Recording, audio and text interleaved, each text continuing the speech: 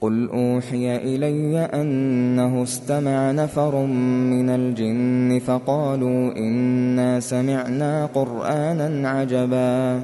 يهدي إلى الرشد فآمنا به ولن نشرك بربنا أحدا وأنه تعالى جد ربنا ما اتخذ صاحبة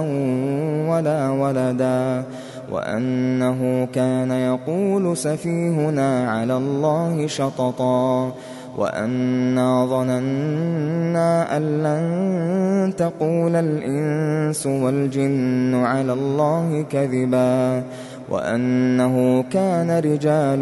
من الإنس يعوذون برجال من الجن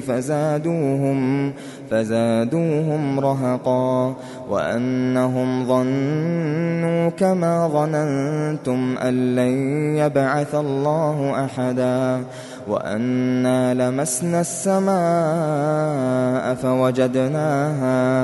فوجدناها ملئت حرسا شديدا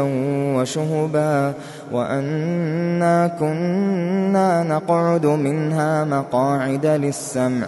فمن يستمع الآن يجد له شهابا رصدا وأنا لا ندري أشر أريد بمن في الأرض أم أراد بهم ربهم رشدا وأنا منا الصالحون ومنا دون ذلك كنا طرائق قددا وأنا ظننا أن لن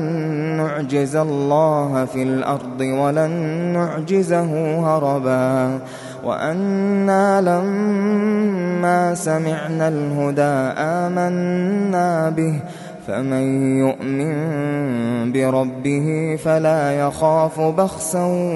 ولا رهقا وأنا منا المسلمون ومنا القاسطون فمن أسلم فأولئك تحروا رشدا وأما القاسطون فكانوا لجهنم حطبا وأن لو استقاموا على الطريقة لأسقيناهم ماء غدقا لنفتنهم فيه ومن يعرض عن ذكر ربه يسلكه عذابا صعدا وأن المساجد لله فلا تدعوا مع الله أحدا وأنه لما قام عبد الله يدعوه كادوا يكونون عليه لبدا قل إنما أدعو ربي ولا أشرك به أحدا قل إني لا أملك لكم ضرا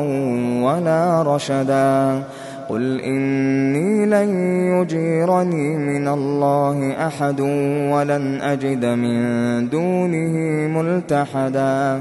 إلا بلاغا